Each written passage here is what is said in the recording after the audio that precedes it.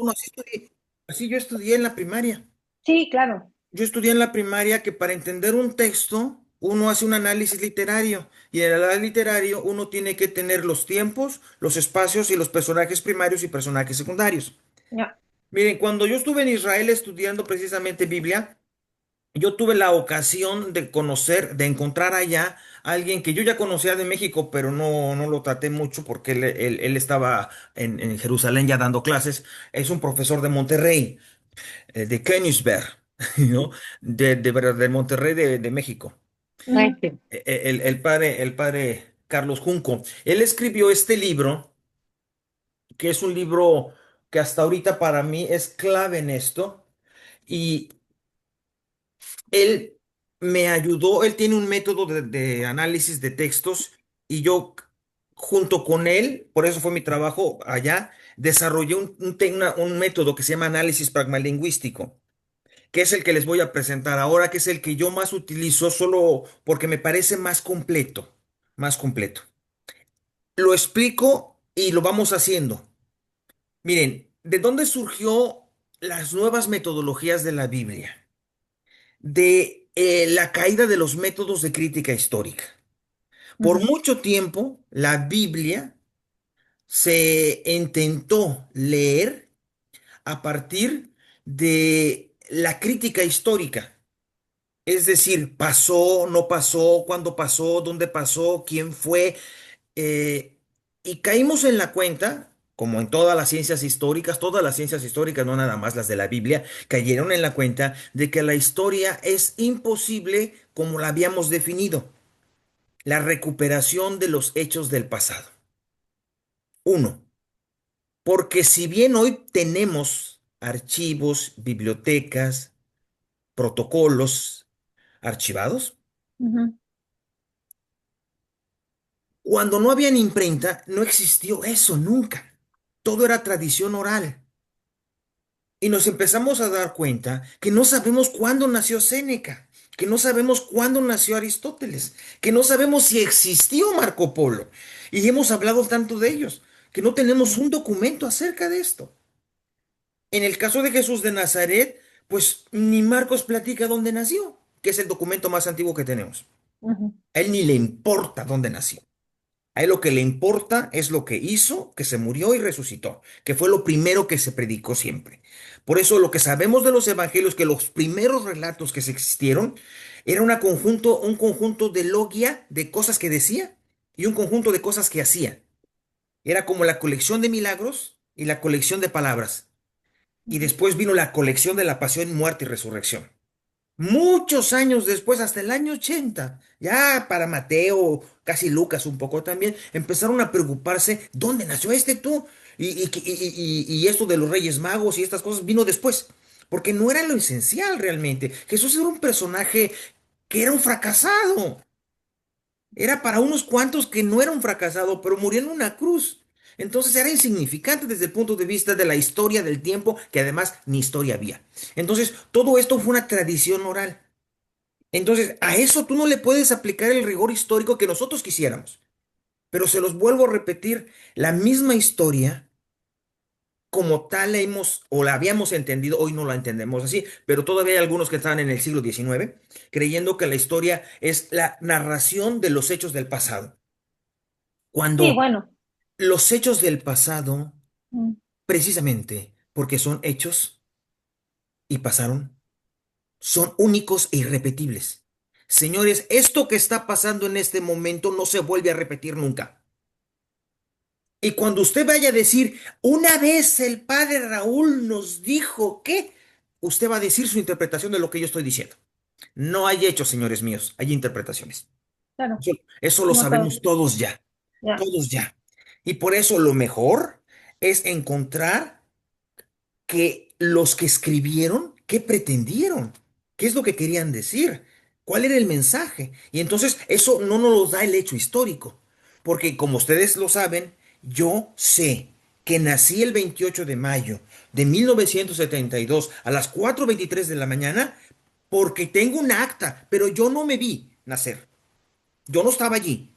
Yo no estaba fuera de mí viéndome. Y eso me llegó por tradición, porque mi mamá me dio. un acta que dice que le dieron. Y mi mamá me dijo, y mi papá me platicó, pero yo no tengo ese hecho porque ese hecho ya pasó y no lo puedo recuperar, no lo puedo volver a hacer. Nuestra memoria es eso, es débil, nuestra memoria no es para tanto. Miren, piensen ustedes en lo mismo que nos pasa a todos. En lo que hicieron hace 5 años, en lo que hicieron hace 10 años, en lo que hicieron cuando vivían en otra parte, en lo que hicieron cuando hacían otra cosa de su vida, en lo que hicieron cuando no les doló la cabeza, en lo que lo hicieron antes de un accidente, ¿verdad? ¿Ven? O sea, Sí, la es historia es todo cuestión, frágil. sí, la historia es frágil, es cuestión de circunstancias, vivencias, historia, cultura de cada ser humano. No todos vivimos la misma vida. Por eso insisto, la Ya, historia, el único que podía contar la historia de Jesús de Nazaret es él. exactamente. Pero él no escribió tampoco, no Él no escribió escribió mucho, nada. Entonces o poco, se lo o tal vez platicó a poco. algunos, Ya, o lo ah, vivieron algunos con él, sí, que después lo platicaron a otros y a otros, y luego mucho tiempo alguien dijo, lo voy a escribir. Pero el exactamente. criterio histórico no se le puede aplicar realmente. No, Si ni a mi fecha de nacimiento se le puede aplicar. ya, Porque para que yo pueda demostrar eso, yo tengo que decir, mi mamá me dijo, una persona escribió un acta, ya. pero yo es lo que tengo, ¿eh? Yo no tengo ninguna prueba. Por Porque eso está, a veces es estúpido cuando la gente cree que la tradición no es importante. Casi todo lo que sabemos lo sabemos porque otro nos lo dijo. claro. Eh, Casi pero todo. después está el juego del teléfono descompuesto. Por Porque eso digo, todo eso, uno dijo una cosa y después sale de un elefante ser una manzana. O eso de una manzana a un elefante. sí, eso explica por qué hay este relato u otros relatos, están en los mismos evangelios, pero con otras características. Bueno, Hay otros endemoniados, hay otras multiplicaciones de panes, hay bueno, también son otras, a lo mejor, psicológicamente también enfermos. Hay y a lo muchos mejor enfermos es el, psicológicos. sí, a lo mejor Mm, es el mismo hecho, ya. pero contado porque hay diferentes destinatarios, diferente autor, diferente escritor, diferente narrador, diferente traductor. Todo eso hay que aprenderlo. Algunos exagerados. Y hay que ver que es así. Por eso, una vez que nos dimos cuenta que los métodos extra bíblicos, Ujú, diacrónicos se les llama, ¿no? La ujú, diacronía. Cuando tú ves la Biblia así como quieres verla objetivamente desde afuera y probar historia externa, ujú. pasaron y llegaron a partir del siglo XIX, después de que Bullman aquí y Heidegger en filosofía, Bullman en teología, y después se desarrolló en todo el mundo, los métodos sincrónicos. Es decir, más allá de fuera del texto, hay que ir al texto mismo y buscar en el texto la intención del autor, lo que Ujú. pretendía, y si se puede, nos hacemos la pregunta por la historia de lo que pasó fundamentalmente. Entonces, es así, que nació la ciencia de la semántica. Esto lo hizo un francés al principio, pero después ya se desarrolló en todo el mundo. Saussure, Bernard de Saussure. ¿La semántica qué es? Es el estudio del texto desde el sema, desde el significado. Por ejemplo, por eso les hice ahorita ahí la mención. Esa nota que tiene la Biblia de Jerusalén es una nota semántica. Legión está haciendo alusión a los romanos que estaban allí. Y así también, ¿no? Es más rico, es más fácil es más fácil que es muy difícil que un rico se salve, es más fácil que un camello pase por por el ojo de una aguja. ¿Qué significa eso? Semántica. ¿Qué significa? No es una comparación tan estúpida. Ah, no, es que sabemos que la puerta de la aguja era la puerta que estaba a la ciudad por detrás donde entraban los ganados y los camellos no cabían. ¿Ven? Estaba refiriéndose a una puerta de la ciudad. La puerta aguja se le llamaba esa, por donde entraban los ganados, pero no los camellos. Los camellos tenían que entrar por otra puerta. Y así un montonal de cosas. O sea, hay que aprender a leer qué significan las cosas y para eso obviamente hace falta la lengua. O sea, ¿qué significa en griego legión? Ya dijeron ahorita. ¿Qué significa endemoniado? ¿Qué significa tener un espíritu inmundo? Porque después de más de 2000 años, nosotros por espíritu inmundo entendemos otra cosa, ¿eh? Pero, a ver, vámonos con calma. Estamos hablando de un libro del primer siglo. Entonces, es bueno tener el estudio semántico de las palabras, saber lo que significan. Es como ustedes lo saben en todos los idiomas, ¿no? Si tú no sabes lo que significa en alemán ciertas palabras, pues aunque te las aprendas como el perico, ¿eh? Si no sabes el sentido, si no aprendes el sentido de la palabra. Eso es tan típico en todas las lenguas, ¿no? Que tienes que saber el significado. Eso es el semántica. Luego viene la sintáctica. La sintáctica, que también es una forma de lingüística, que trata de ver la forma de la palabra, el tiempo verbal, el tiempo verbal, porque la sintáctica te dice también que a veces, por ejemplo, en esta oración hay una oración imperativa. Espíritu inmundo, sal de él. Esa es una oración imperativa, sintáctica, ¿no? Entonces, tú descuartizas el texto desde el punto de vista de la sintáctica. Es decir, es orden, es regaño, es insulto, es admiración, es coraje. Entonces tú lo pruebas con los verbos que utiliza. Eso se llama sintáctica. Y finalmente, pragmática, que es a mí a la que yo me dediqué más. La pragmática, que es la fuerza que tiene el texto, el pragma. Un texto, un texto musical, escrito, bailado o cantado, tiene formas de movimientos. Y llega un momento en que el texto pega fuerte. Ahí está la fuerza del texto. Es como lo que se llama ápice en música, ¿no? Como ustedes ven, por ejemplo, en la Quinta Sinfonía de Beethoven, tan, tan, tan, tan, tan, tan, tan, tan, todo está bonito, tararara, tararara, pero llega un momento que dice, tan, tan. Esa es la ápice del texto. Eso es lo que Beethoven estaba haciendo. Entonces, eso mismo pasa en los textos. Hay que ver dónde está la fuerza del texto. ¿Qué es lo que el texto está tratando de hacer? Y para eso, entonces, el texto tiene mecanismos. Los autores tienen mecanismos. Es como, por ejemplo, érase una vez, todos los cuentos empiezan así. Son mecanismos. Érase una vez una princesa encantada. Pero llega un momento que el texto dice, aquí es lo importante. Esto es lo importante. Lo demás era preludio. Estaba bonito, pero lo importante es la fuerza del texto, en dónde el texto tiene la fuerza. Y eso es importantísimo, porque si no, a veces nos vemos más, andamos viendo más los arbolitos y las flores y no el tronco del texto. A veces lo que pasa es eso, ¿eh? Ahorita lo vamos a hacer con este texto para que vean que a veces se queda uno más en el follaje y no en la cosa seria del texto, porque apareciera, según los personajes, que la fuerza estaría en esa palabra que Jesús le dijo. Puede ser. O en el permiso que les dio de irse a los puercos. Puede ser. Ya no lo dirá ahora el esto. Por eso. Siguiente paso, o el paso número uno, el otro fue en la introducción. El paso número uno, siempre hay que tener en cuenta el pretexto, el texto y el postexto. El pretexto, que es lo que está antes del texto. O sea, el capítulo 4 tuvo una parábola del sembrador, ahí está en la Biblia, ahí tienen su Biblia ustedes. Y luego Jesús explica en parábolas, ¿por qué explica en parábolas? Luego viene otra vez la ley del sembrador explicadita, o sea, Jesús hablando. Y luego viene la reflexión sobre la semilla, parábola del grano de mostaza. Así, o sea que Jesús se la pasó hablando antes, ¿no?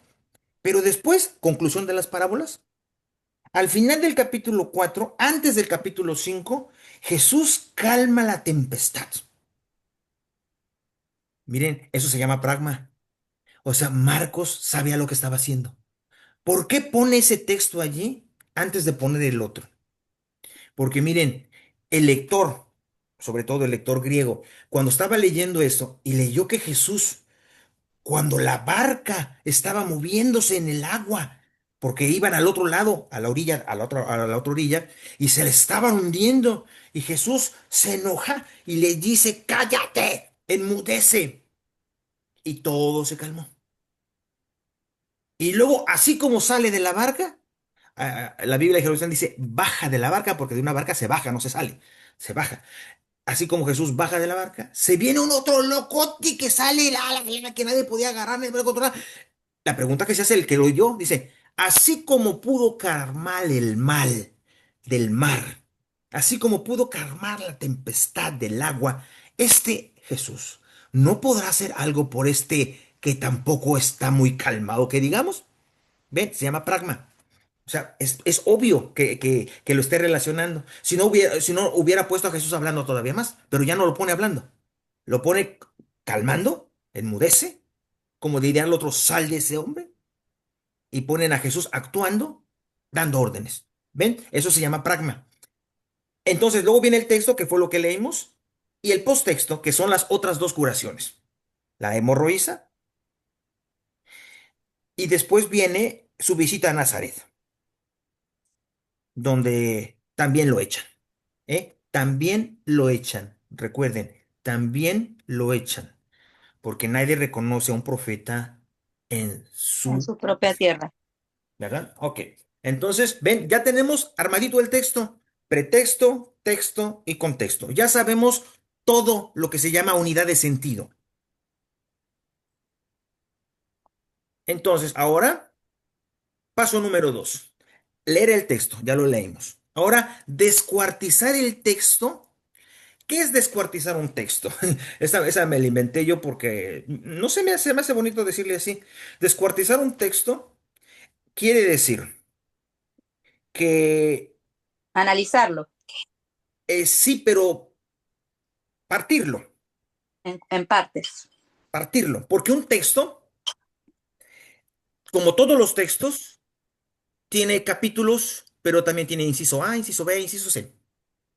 Hay que descuartizar el texto, identificar las unidades de sentido.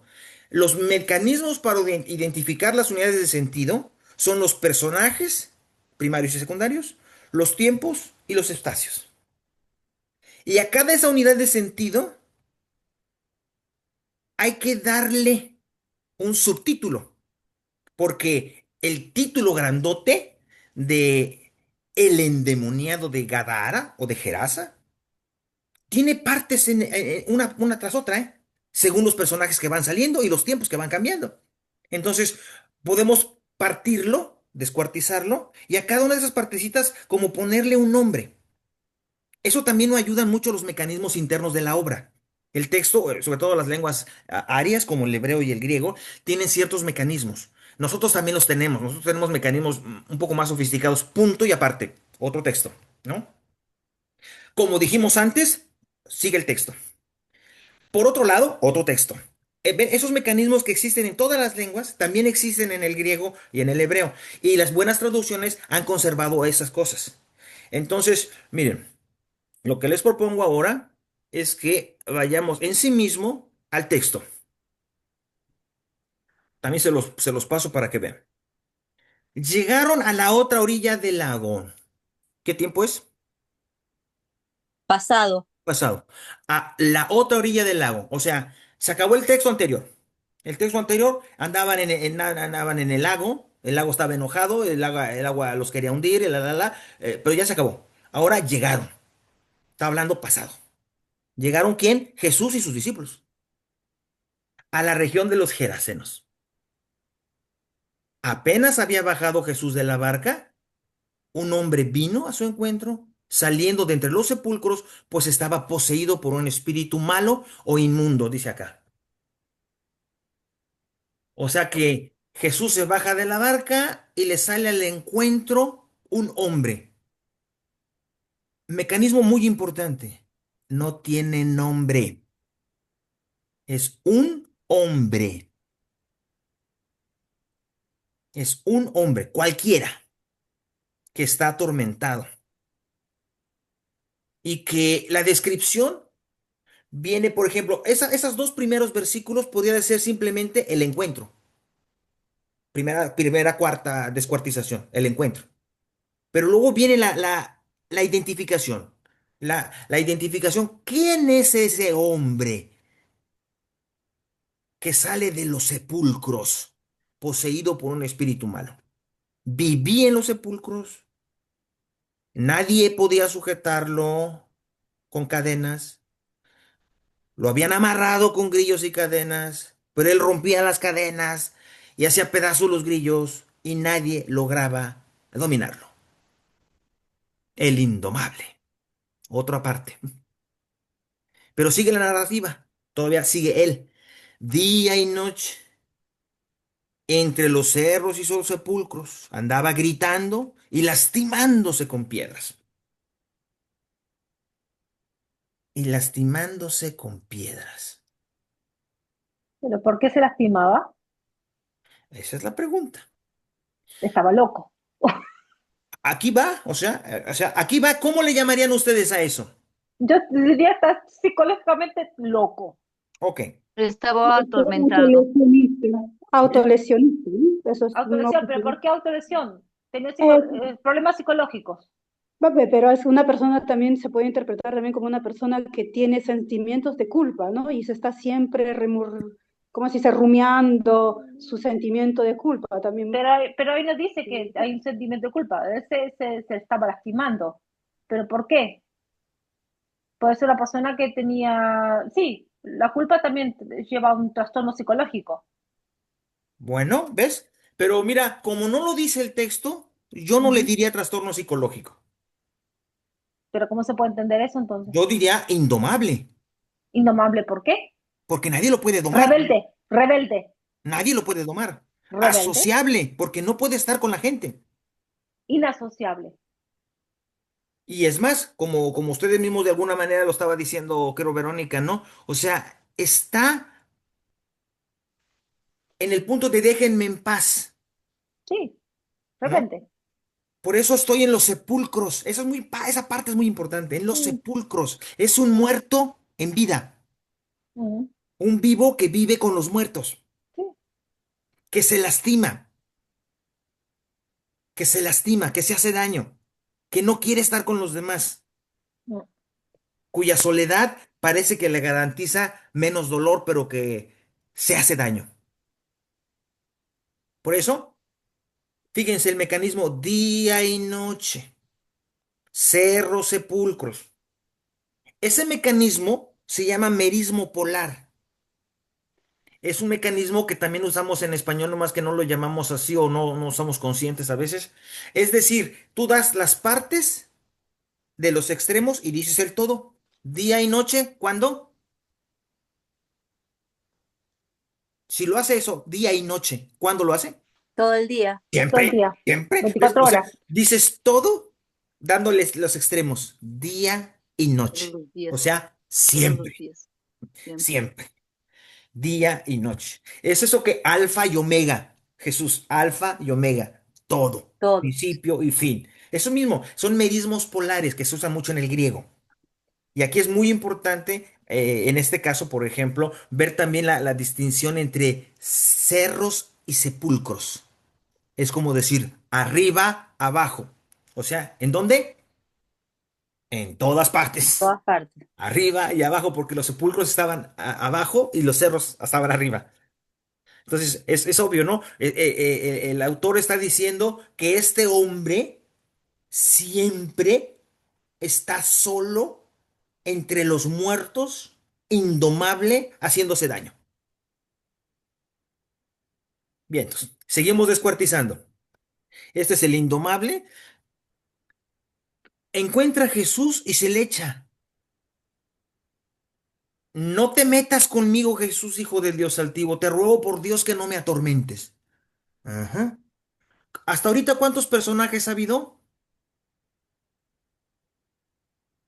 Pues nada más Jesús y el demonio, ¿no? Y bueno, Háganse su listita. Personajes principales: ¿Cuáles Jesús, dos? Jesús Jesús y el hombre que y va el a ser hombre. el hombre. endemoniado. El hombre. Eh, No podemos decirle demonio todavía porque el texto no lo ha Ah, dicho. El texto bueno. no lo ha dicho. Es Jesús y el hombre, cualquier hombre. Es importantísimo esto del hombre, porque a la hora de hacer la exégesis de interpretación nos va a ser muy importante. ¿Por qué lo está atormentando Jesús? Es que le había dicho. ¿Se fijaron que cambió el término, el tiempo verbal? Pasado. No, ya no es pasado. Le había dicho. Eso no es pasado. Jesús le había dicho. No es pasado. A ver, vamos a recuperar el español porque también en alemán funciona así. Una cosa es el pasado y otra cosa Es el es pretérito. el, el copretérito en español, aba y Ujú. a. comía, rezaba, Eso es bailaba. pretérito imperfecto. Pretérito imperfecto aquí. Aquí es pretérito imperfecto. Sí. ¿Sí? O sea, ¿por qué digo, mira? Porque una cosa está diciendo, pasó esto, tiempo pasado, Y eso es muy atrás. muy atrás. Y luego aquí en el alemán incluso se usa muchísimo hablar así cuando estás narrando algo que no pasó hace mucho tiempo, Claro. cuando estás haciendo narrativas cercanas. Ujú. Bueno, hay Sí. Entonces, que entender que es gramática también. le había dicho, le decía, espíritu malo, sal de ese hombre. Entonces Jesús identifica en el hombre un espíritu malo, ¿cierto? Sí. Ujú, Identifica en el hombre un espíritu malo. O sea, Jesús recibió un hombre con unas características de asocial, indomable, autodespreciativo y autodestructivo. ujú, Pero parece ser que Marcos intenta decirnos que Jesús encontró la causa de eso ujú, y no le habla al hombre, le habla al espíritu malo. Sal de Ujú. ese hombre. Y luego regresa al pasado. Jesús le preguntó, ¿cómo te llamas? Me llamo Legión, multitud, porque somos muchos. ujú. Ajá. Entonces no le pregunta al hombre, le pregunta al espíritu. Ujú. ¿Saben la importancia de esto, verdad? Sí. La importancia en las lenguas arias y en el griego también. Entre nosotros ya no importa tanto eso, pero saber el nombre es tener el control. Mm. Por eso Yahvé ¿Pero cambia los qué, nombres. pero qué espíritu había ahí? Espíritu malo, ¿Y qué es ese espíritu malo? ¿ves? O sea, esa pregunta vendrá después, porque es Ok. muy pronto para saber qué es ese espíritu malo. Ujú. Pero de que tiene algo ese hombre, que le está haciendo daño y que se está atormentando y que se tiene que cuidar, que se tiene que sacar eso de que tiene, se lo tiene que sacar. Y si no lo hace él, Jesús está dispuesto a ayudarlo porque cualquier hombre no puede estar sufriendo como él, ¿ves? Exactamente. Entonces, Pero eso es algo que tenga un cuerpo, algo que se penetre en un ser humano. estamos interpretando, pero no hemos acabado de leer el texto. Las Ok, interpretaciones vienen al final de la lectura, ok, del análisis del texto. ok. ¿Cómo te llamas? Contestó multitud porque somos muchos. Ujú. Cuando alguien sabe el nombre en el espíritu greco y hebraico es tener el control. Desde ahora no eres Abraham, sino Abraham. Tú ya no vas a ser Simón, sino Pedro. Ujú. Es darte una identidad, darte una misión. Es casi controlarte. Pero luego sale el plural. Y rogaban insistentemente a Jesús que no los echara de aquella región. Ok, mi pregunta es, ¿cuáles son los personajes principales? El hombre Jesús El hombre, Jesús Jesús y el espíritu malo. y la legión, exactamente, y la religión. Ok. la legión. El espíritu, sí. Y los rogaban insistentemente a Jesús que no los echara de aquella región, que no los echara de aquella región. O sea, estaban bien. O sea, la pregunta es, ¿que no los echara de aquella región o que no los echara del hombre? La pregunta es que un No, que hombre no también los es una echara del región. hombre. Que no los echara del hombre. El hombre es una No, región también. que no los echara del Es un hombre. lugar. ¿Saben? Hay una cosa interesante. Y por eso digo que no se puede pedir tanto a todo el mundo. La palabra topos, de donde viene toponimia, topógrafo, en griego, se aplica no solo a la tierra. También tú dices, tengo dolor en el topos de la rodilla. Una región Sí, sí, sí. ya, ya, Se está refiriendo al hombre, ¿eh? Se está refiriendo al claro, hombre. se está Se está refiriendo al refiriendo hombre. al hombre. Se Ya, está refiriendo al hombre. ya, Entonces, que no los echara de él, pero es aquella región, es su región de ellos, porque claro. tienen el control. Claro. Ok, regresa el copretérito. Había Ujú. ahí una piara de cercos Es la comiendo al región que cerro. están dominando. Sí, sí. Pero fíjense bien, primero, él se le inclina a Jesús. Luego, le ruega que no lo atormente. Jesús le dice espíritu malo. Vamos 0 contra 0. Nadie ha ganado. Cuando Jesús le pregunta ¿cómo te llamas? Él responde somos muchos. 0 contra 0. Rogaban insistentemente que no los echaran a aquella región. 1-0. Había ahí una gran piedra de ceros al puerco. Los espíritus le rogaron. Vamos a ver si empata 1-1. Envíanos a la piedra y déjanos entrar en esos cerdos. Y Jesús se los permitió. 2-1. ¿Me entiende cómo el personaje principal va cediendo o no? Entonces los espíritus salieron, va al pasado otra vez, del hombre, no de la región, del hombre, ¿ve? Del hombre, esa era su región. Y entraron en los cerdos. En un instante la piara se arrojó al agua desde lo alto del acantilado y todos los cerdos se ahogaron en el agua. Es interesante, ¿eh? Es interesante. Aquí hemos descuartizado el texto en encuentro, descripción de la enfermedad o descripción del hombre indomable. La negociación con el demonio fue la siguiente cuartilla. Y ahora aparecen otros, los cuidadores de los cerdos, otro personaje. Entonces, otra descuartizada, ¿ve? Ya tenemos inciso A, inciso B, inciso C. Ve, el mismo texto se va dividiendo en pequeños textos, unidades de sentido. ¿Cómo reconozco una nueva unidad de sentido? Porque cambia el tiempo verbal y porque cambia el personaje. Aquí hay unos personajes nuevos. Los cuidadores de cerdos. Ah, huyeron y contaron lo ocurrido en la ciudad por el campo, de modo que toda la gente fue a ver lo que había sucedido. A ver, esa parte yo tengo en mente porque yo trabajé ese texto durante mucho tiempo, incluso escribí artículos al respecto, y tengo una duda. Eso que dicen allí, los que cuidaban los cerdos huyeron y lo contaron por la ciudad, lo contaron por la ciudad, lo que había sucedido, dice aquí. ¿Alguna traducción no dice y lo de los cerdos?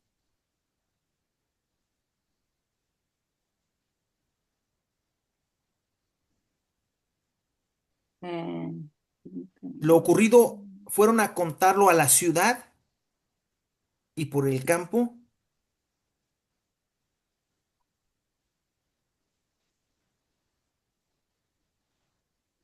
O sea, el verso 14.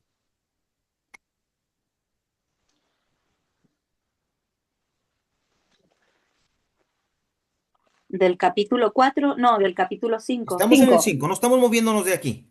El 14. Sí, 13, ok. 14. Los Los porqueros huyeron. pastores, A ver, Los porqueros huyeron y lo contaron por la ciudad y por las aldeas, y salió la gente a ver qué era lo que había ocurrido.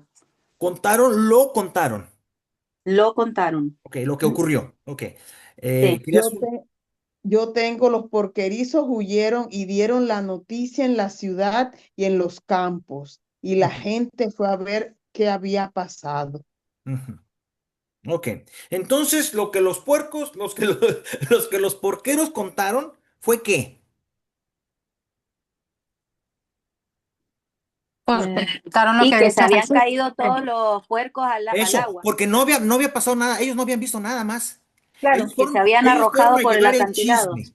Ellos pero fueron los chismosos. vieron solamente que los cerdos se Se ahogaron. cayeron, Eso fue lo que ellos contaron. pero lo que pasó antes no vieron nada. Sí, ellos no vieron al endemoniado, no hablaron con él, no vieron nada. Entonces, lo que ellos vieron fue que sus puercos se ahogaron.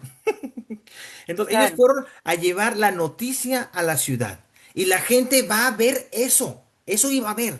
La gente va claro. a ver lo de los puercos. Ellos no van a ver al endemoniado o al enfermo o al indomable.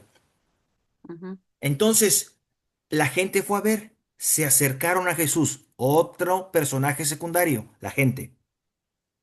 Se acercaron a Jesús y vieron al hombre endemoniado, al que había estado en poder de la legión de la multitud, sentado, vestido y en su sano juicio, todos se asustaron. A ver, ¿quién me dice que cuando dice aquí vieron al hombre endemoniado al que estaba en poder de la legión, o sea que ya lo conocían? Claro, Y ya no, lo tenían fichado. Sí, porque desde antes había dicho que nadie lo había podido controlar. Claro, ok, Todos sabían que ya estaba allí. conocían que era un Ya, loco, ya lo que la reconocían que pasaba. estaba allí, que habitaba en los sepulcros. Pero ahora lo ven sentado, vestido y en su sano juicio, y se asustaron. Qué pena que no les dio gusto, ¿verdad? Se Se asustaron de darle gusto. asustaron. ¡Ay, qué bueno!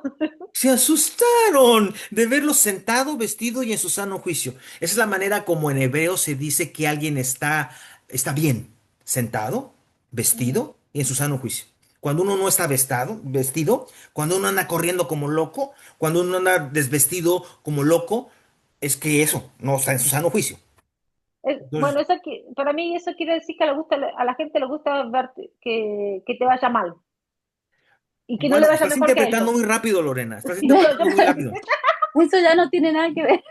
A no, sí ver, tiene que ver, es lo ahorita mismo. vamos a ver la razón de por qué se asustaron. ¿Por qué los asustaron? No lo digan rápido. Los testigos. Ah, los testigos. ¿Esos quiénes son? Los que vieron Los caer los porqueros, cerdos del acantilado. A los ver, Los porqueros, cuidadores del los cerdo. testigos les contaron lo ocurrido al endemoniado y a los cerdos. ¿Quiénes son los testigos? los pastores, No, ellos no los vieron reyes. eso. Ellos no Ah, vieron no, el endemoniado, ellos vieron que se les los acabaron del y que los pueblo, cerdos se fueron corriendo los al del pueblo, acantilado. los del pueblo. ¿Mm? A ver, Oigan, hay que leer de vuelta no se porque olviden, no se olviden que sí, hay que leer de vuelta a veces. Jesús iba en la barca con sus discípulos. Ah, bueno, los Ah, discípulos. Calmó la tempestad. Cuando se Marco bajó sería pasó uno. todo esto. Los únicos que Entonces fueron los vieron discípulos. tanto al endemoniado como a los cerdos, antes Ujú, y después de la curación, ujú. fueron los testigos que Fueron son los los discípulos. discípulos. Los discípulos, sí. Son los discípulos. Ya está, hay que volver al tema, Sí, sí. es cierto. Pero luego resulta que le rogaban a Jesús que se alejara de sus tierras. Ah, ya salió el peine. ¿Por qué se asustaron? ¿Por qué le piden a Jesús que se vaya? Porque pensaban que Jesús porque era, estaba, Porque no se les vayan a ahogar los cerdos otra vez al... ¿o no? Exacto, se llama negocio, señores. Es más claro, importante que haya puercos que un hombre sano vestido y en su sano juicio. sí. No les conviene Jesús, porque es una Ujú, amenaza. Si ujú. Jesús se la va a pasar curando a la gente y por eso van a ellos perder sus finanzas, Ah, como los médicos, aquí está el problema real. Aquí está el problema. No les conviene un hombre que haga las cosas que hace Jesús, porque si no, van a seguir perdiendo, porque ellos son los porqueros. ¿no? Entonces, fíjense, allí viene. Teníamos encuentro, descripción del hombre indomable, encuentro con el demonio, y diálogo y negociación de sobrevida, y luego viene la parte del chisme a la ciudad de los porcadores, y luego viene lo que cierra esta parte. Le piden que se vaya. Y en efecto, o sea, Jesús tampoco les iba a rogar quedarse. Jesús es como los que decimos, de otros lugares mejores me han corrido. ya, Entonces, por eso dice inmediatamente cuando, ¿ven? Ya cambió otra vez el tiempo. Cuando Jesús subía a la barca, ya cambió el espacio. Ya no está, estuvo en la barca, por un tiempo estuvo en tierra, hizo lo que tenía que hacer, se regresa a la barca. Y otra vez viene la palabra genial, el hombre que había tenido el espíritu malo, le pidió insistentemente que le permitiera irse con él. El hombre. estaba curado. El hombre, o sea, Marcos insiste muchísimo en que aquí no se trata de si es este o aquel, si es rico o pobre, si es hombre o mujer, no importa, es Jesús mete la mano por un ser humano que no vive bien y se puede echar encima un problema, un disgusto con los que no les gusta que haga el bien, pero Jesús lo hace. Jesús se la rifa por los hombres, no importa quién sea.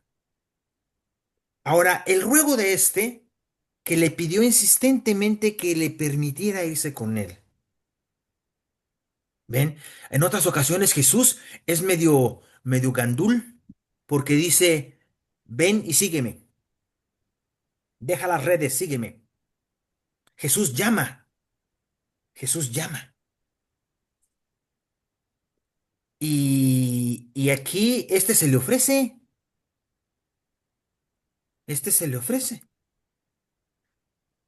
pero Jesús no se lo permitió. Y otra vez viene la segunda orden. La primera orden fue, espíritu malo, sal de él, ¿no? Ahora la orden va al hombre. Ahora sí va al hombre, no al espíritu malo. La orden es, vete a tu casa con los tuyos y cuéntales lo que el Señor ha hecho contigo y que ha tenido compasión o misericordia de ti. Ajá, es interesante, ¿no? Jesús no llama a todo el mundo a seguirlo, como llama a los discípulos, pero no por eso no los autoriza a irse a contar lo que el Señor les ha hecho. Miren, aquí Marcos ha llegado a una cosa de suma importancia. Vete a tu casa con los tuyos. Sí, porque no estabas con los tuyos, no estabas en tu casa, estabas en los sepulcros, Claro. no estabas en tu cabeza, no estabas en tu sitio, no estabas con los tuyos. Vete a tu casa, A eso le arregla tu ordena volver a su problema. casa. Le está casi como diciendo, si fuese una terapia psicoanalítica o de psicología profunda, le daría, mira, sácate eso que tienes, eso que no te deja vivir, y ya cuando lo saques, vete a tu casa, arregla tu problema, arregla tu vida con los tuyos, allí donde empezó el problema. Ya. Y eso lo hace Dios contigo. Mira, aquí está una cosa de suma importancia que, que lo voy a decir a la hora de la hermenéutica. El hombre se fue y empezó, regresó al pasado ahora sí, a proclamar por la región de la Decápolis lo que Jesús hecho con él y que andaba y todos quedaban admirados. ¿Ven? El texto empieza en pasado y termina en pasado, pero la narrativa está en copretérito, como decimos, pretérito imperfecto. ¿Ven? Está bien construido el texto, ¿eh? Está muy bien construido el texto, porque tú puedes ver cómo puedes decir, Jesús se bajó de la barca y después el hombre empezó a proclamar. ¿Qué pasó? Entonces viene el cuento. Ujú. Se encontró con un hombre que estaba así, el hombre terminó así, y entonces, a pesar de que algunos no estuvieron muy de acuerdo porque les causó un problema, Jesús lo invita a que se vaya y a que reconstruya su vida con los suyos. Esto es lo que se llama, pues, un, un análisis pragmalingüístico, que en lo que yo veo es una forma muy, muy completa, muy completa.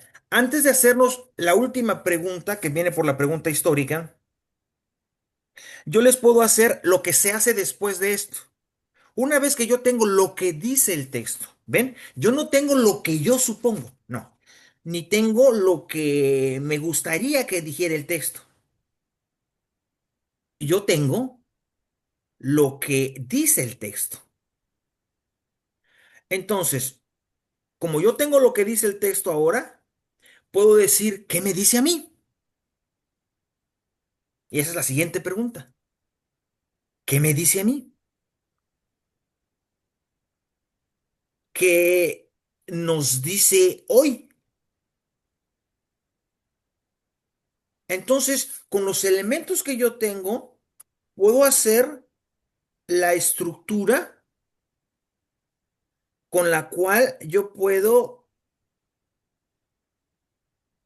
no solo, no solo repetir el texto, porque ese es el problema, ¿no? Que cuando uno repite el texto, pues está bonita la historia, tú, pero ¿y eso a mí qué? ¿No? Entonces, la hermenéutica se trata de actualizar el texto. Y entonces, busquemos nuevos personajes. ¿Cuántos de nosotros, yo mismo, podemos estar a veces fuera de nuestras casillas, sin control, alejados, aislados, ocultándonos en una soledad que probablemente decimos nosotros nos hace mejor y nos termina por destruir, nos autodestruimos? Y Jesús no quiere eso. Por eso es interesante. Eh, Immanuel Kant, este filósofo también de Königsberg, es decir, era regiomontano de acá, este tenía una cosa que ha dejado muy claro en la historia del pensamiento filosófico, antropológico, que hay tres preguntas que el ser humano se hace, pero que la tercera es la más importante de todas, pero que lamentablemente a veces y sí, usamos mucho dos. ¿Qué puedo saber? ¿Qué es lo que yo puedo saber? El alcance del conocimiento humano. Y a eso dedicó la crítica de la razón pura. La segunda pregunta es, ¿qué debo yo hacer? La crítica de la razón práctica. La pregunta por el bien y el mal. ¿Qué debo hacer? Pero la tercera pregunta, Immanuel Kant y después Martin Heidegger y muchos teólogos, Karl Rahner desde luego nos abrieron los ojos diciendo, las dos estas dependen de otra. ¿Quién soy yo? Y si yo respondo quién soy yo sé qué debo hacer y qué puedo pensar. Si primero no soy yo, si primero yo no estoy sano y en mi juicio, sentado, vestido y en mi sano juicio, yo no puedo decir voy a hacer esto, puedo hacer aquello, debo de hacer esto.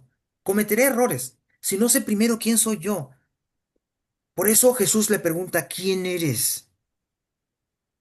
Y por eso Marcos dice siempre un hombre que no tiene identidad, porque no tiene nombre.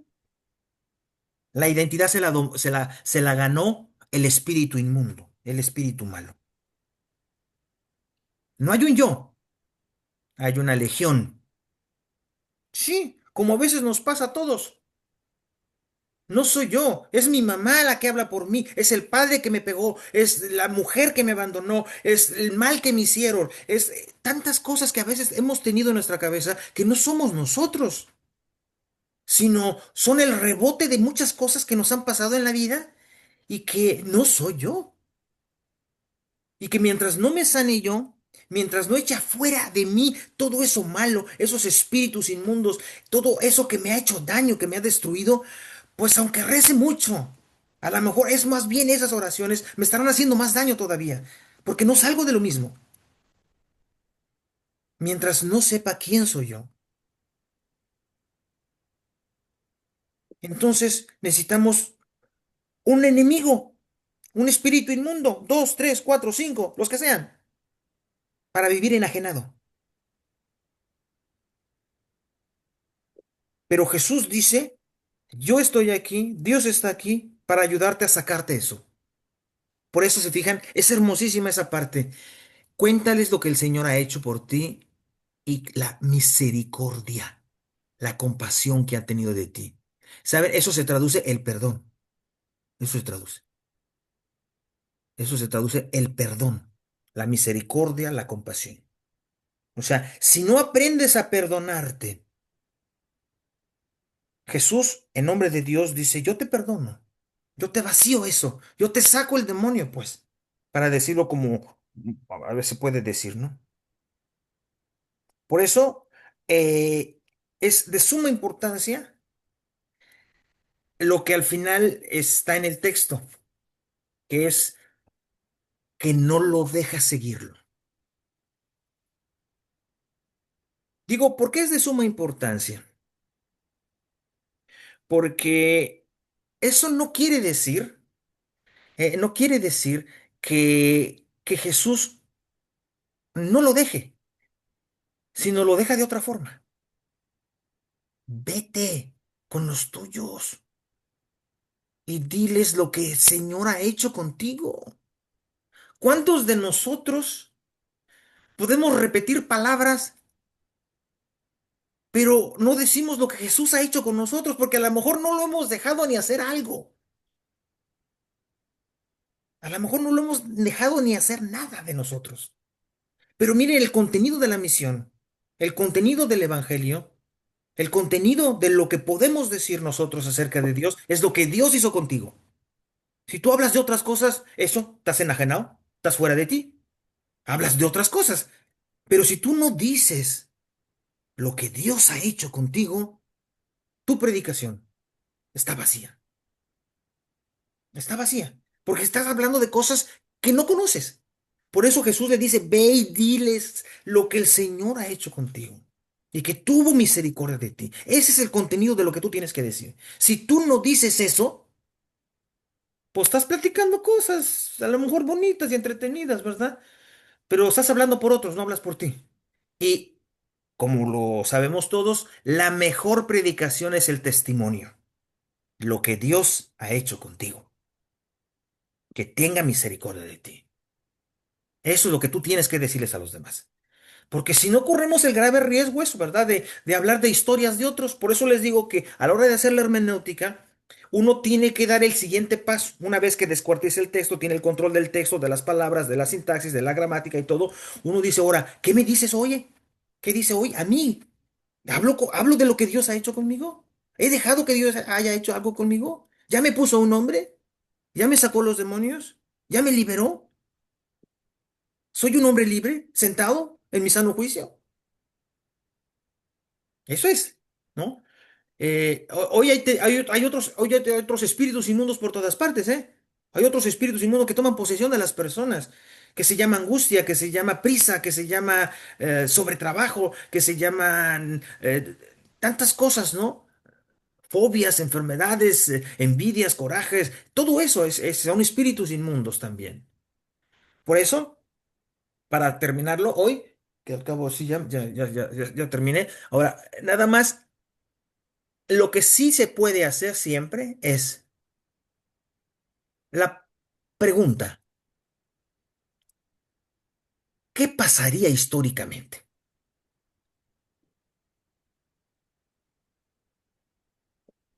Porque el texto no permite el control de la historicidad. Una, porque es textus nullus. No hay otro texto de estos. Marcos es el único que lo tiene. Es un texto de tradición simple, quiero decir. No está en otro evangelio. Es único. Hay otros exorcismos, pero este está solo en Marcos. Entonces, cuando solamente hay un testigo, un testimonio, pues no puedes decir tan seguro porque cuando hay tres testigos, tres testimonios, tres relatos, dices, no, pues entonces algo no se pudo negar. Pero lo que sí es verdad es que ningún relato puede salir de cero, ninguno. Algo debió haber pasado. Algo hizo Jesús. Algo hizo. Que Marcos lo escribió así, que a lo mejor no fue un redactor directo del evento, porque eso de bajamos, salimos, subimos, parece ser que está hablando otro. A lo mejor es Pedro, como sabemos, ¿no? Que a lo mejor Pedro está detrás de Marcos. Entonces, Pedro sería el que le estaría diciendo, fíjate que una vez fuimos, pasó esto y luego bajamos, y cuando bajó Jesús, y luego le decía, y esos copretéritos se entenderían así, que alguien que vivió el asunto decía, había dicho, esos copretéritos, probablemente puedan ser explicados por esa forma, de que sí, hay un recuerdo de alguien. Ahora, reconocer que el texto históricamente es eso es muy difícil. Como les dije, o sea, una vez que un hecho sucede, sucede.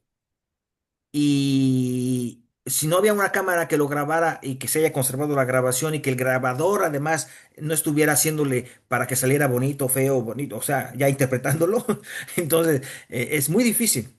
Pero algo debió haber pasado, porque una historia nunca se construye de la nada.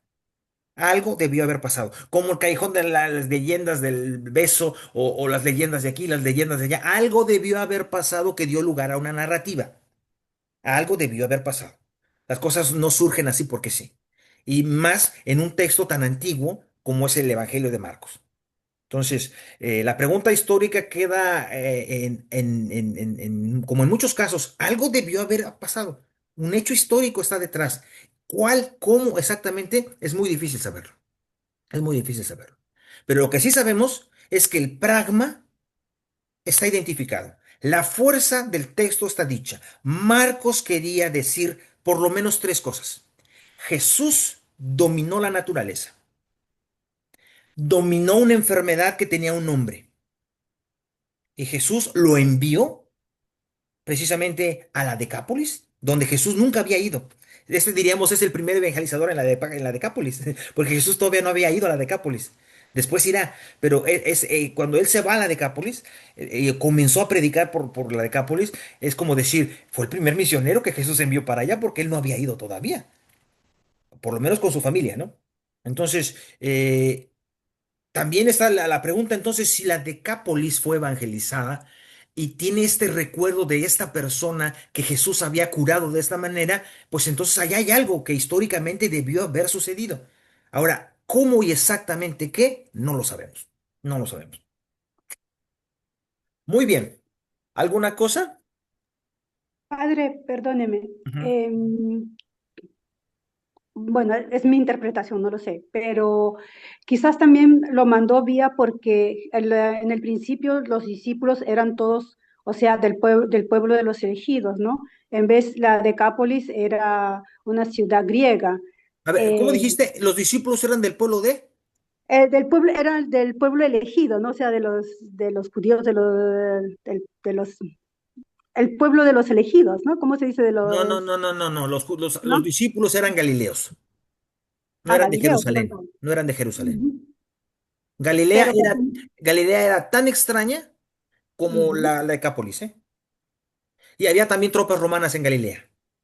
O sea que no eran del pueblo de Dios, O de sea, descendencia de Abraham, sí eran judíos, pero eran eran judíos. judíos que vivían en la ciudad santa elegida, que es Jerusalén. Ujú, ujú. Y la Decápolis pertenecía también entonces a los judíos. Sí, claro, la Decápolis son las 10 ciudades que están ahí, Tiro, Sidón y esas ciudades, Ujú. Ok, a ok, donde ok. Jesús después curará a una niña de una mujer de Tiro, ¿no? Ujú.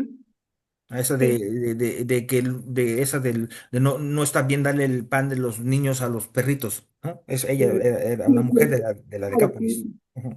sí, yo entonces yo interpretaba también eso como que cuando dice, ¿no? No puedo dar el pan de los hijos a los perrillos, ¿no? O sea, entonces es ahí que digo, bueno, entonces no pertenecía al pueblo de Dios, a la descendencia de Abraham, no O sea, sé. mira, aquí hay una cosa que es importante y hay un libro muy, muy importante de Joaquín Jeremías que se llama Jerusalén, tiempos de Jesús. Hay que Ujú, reconocer una importancia. Mira, ujú, Israel, que fue siempre varias tribus nómadas, ujú, que se habla de 12 después, porque fueron 12 los hijos de Abraham, pero parece ser que es un número cabalístico, 12, 12 multitud, etcétera.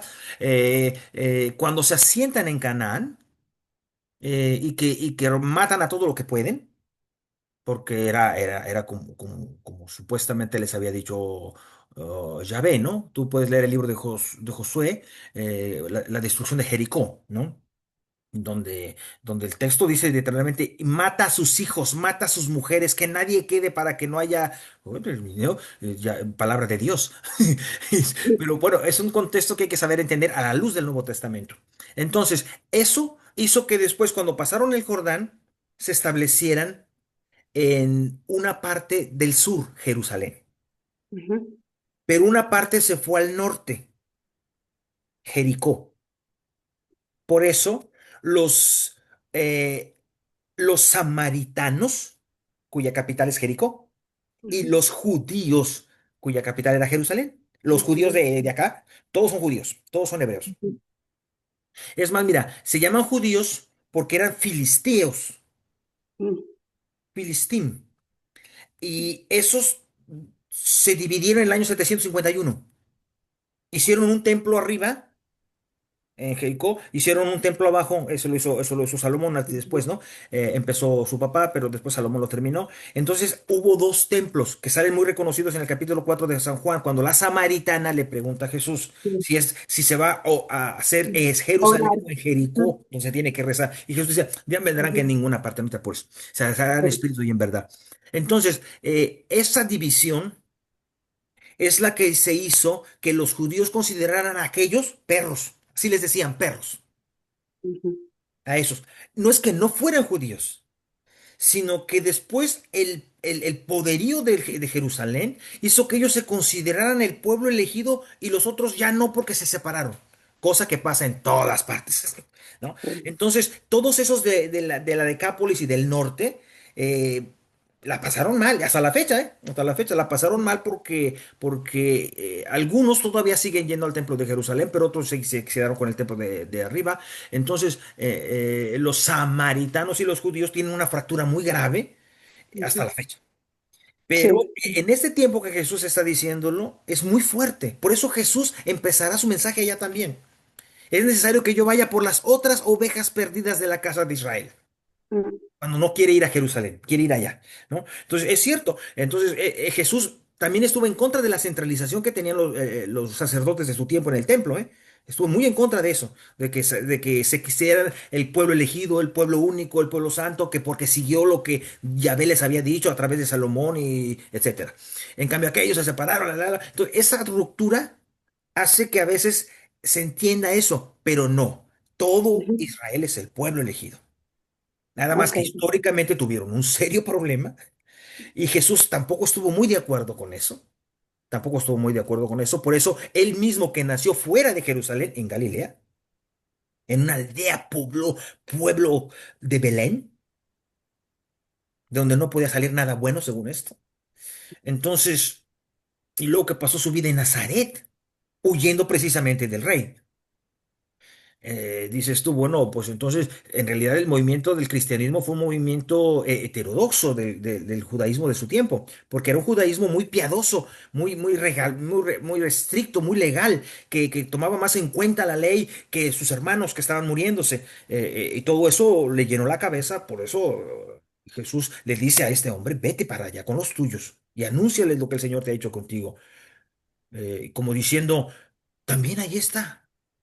También Dios ha venido para ustedes. Y así lo Ujú. hace con todos, ¿no? Con otros que son también de otros lugares que sí son del pueblo de Israel, pero que por esa fractura histórica se consideraron así como, pues sí, Ok, padre. los Entonces no, heteros. no eran los gentiles prácticamente, Los eran siempre gentiles. No, eran no, los los gentiles. gentiles se aplican más a los que son romanos, griegos, Griegos. aquellos. Ujú.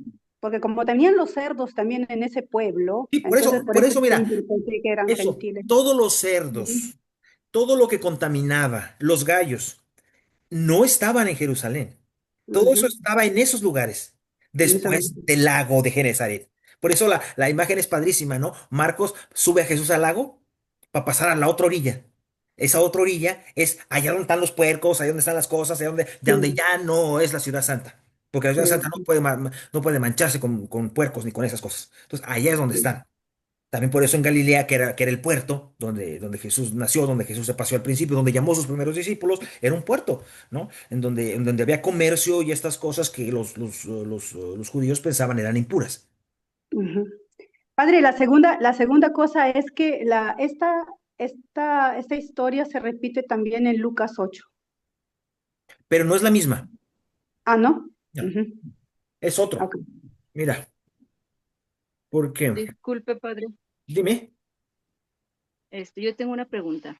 Sí, Si cambiáramos el nombre de el endemoniado de Gerasa, podría ser el hombre perdonado o sanado o liberado por Jesús. sí. ¿Cuál de esos tres quedaría? A mí me gusta la palabra liberación. Liberado. Ah, muy Sí, bien. me gusta la palabra Gracias. liberación. Pero liberación de los espíritus, incluyendo el suyo, porque él se pegaba. Ujú. Ya. No nada más eran los otros, no, él también. En Lucas 8:26, Padre. Sí, sí, y está la tempestad calmada y esto, pero si te das cuenta, esto es como, ¿no lo dice tu Biblia allá abajo? Sí, dice, entonces navegaron hacia la tierra de los Gadarenos, el que está al opuesto de la Galilea. Sí, Le salió al no, encuentro un hombre de la ciudad poseído por demonios, y que no, por a lo mucho que me tiempo... refiero es que si tú ves, Ujú. al principio pone la fuente es Mm, Marcos 5. ya. Ah, ya en Lucas 8:26 dice usted. ¿Sí? Ajá. Entonces la fuente es Marcos.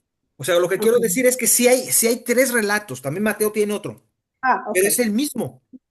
Ujú. No son tres relatos diferentes. O sea, ellos lo tomaron de Marcos. Eso está clarísimo. Ok. Eso está clarísimo. O sea que no hay, digamos, testimonios diferentes. Es un mismo testimonio. Porque pasó Mm. lo que tenía que pasar. O sea, ellos conocieron el Evangelio de Marcos y Lo copiaron igual, ¿no? claro, sí. Básicamente lo copiaron. Ujú. Ok. No, una cosa cuando se dice de doble, triple tradición, es cuando hay cambios. Que es el hecho, Ah, ya. es lo mismo, pero hay una modificación. Es decir, esto es lo mismo, pero este evangelista lo conoció en otra parte, o de otro modo. Ok. Por relatos. Sí, porque hay versiones diferentes. Y por ejemplo, hay relatos de la multiplicación de los panes que todos son multiplicación de los panes, pero no se parecen.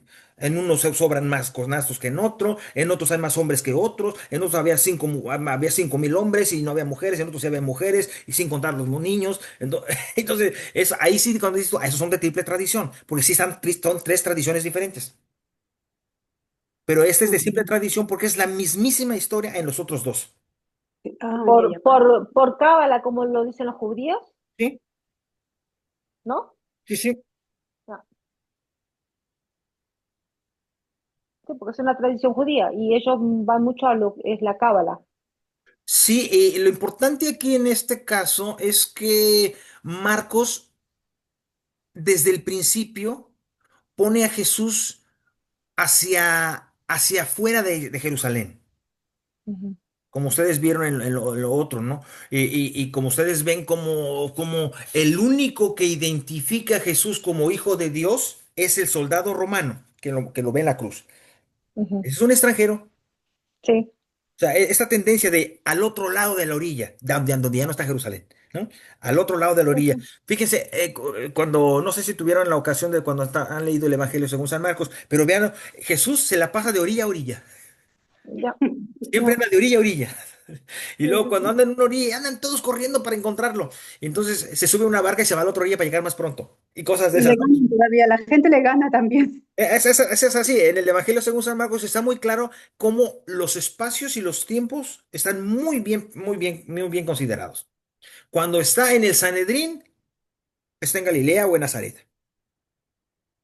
Cuando está haciendo milagros, está en otro lado, siempre fuera, Mm. en el camino, en el agua, en Gadara en este caso, y así. O sea, Jesús es así como un misionero activo, ¿no? Que anda de lado a lado, anda para todas partes. Y sí, sí, sí, sí echa sus sermoncitos de repente, pero incluso hasta los explica. En cambio, en los otros evangelios no tanto. Él mismo dijo, no me acuerdo si fue en el templo, que en su casa no iba, nadie se reconoció en su casa, en su lugar. Adelante viene ese texto, precisamente. Ya, ya. Cuando de allí al otro lado se regresa a Nazaret, se avienta su sermoncito en la sinagoga y todos empiezan, ¿y este qué? Pues este que no es el hijo del carpintero, no están aquí sus hermanos, no Exactamente. están aquí. Mm. No, y, cuando Jesús se avienta esa frase, dice, no, no cabe duda que ningún profeta es bienvenido en su tierra, ¿no? Sí, sí, sí, sí. Por eso van a los extranjeros, ¿no? Y Y está así, muy marcado, y así eso nos está muy pasa marcado. así nos pasa a todos los que salimos del país. Porque como en nuestro país no funciona por H o por D, nos vamos a otro país. Pues algo de eso hay de verdad, ¿eh? Algo de eso hay de verdad. Ya, eso sí, 90%. Muy bien. Entonces, si no tiene alguien más otra cosa, nos vemos en 15 días. Sí. Muchas gracias, Raúl. Ok. Ahí está para cuando tengan alguna duda, siempre está en la agenda de la parroquia. Ustedes van a católicos.org, ahí dice agenda, van al día que corresponde y ahí está el link siempre. Ok. Pero Ok. guárdenlo, siempre es el mismo. Gracias. Siempre es el mismo. Ujú. Gracias, padre. Nos vemos. Gracias, Muchas padre. Gracias, gracias. Buenas Padre. noches. Adiós, Buenas que noches. descansen, que Adiós, buenas descansen. noches. Bye. Gracias. Descansen.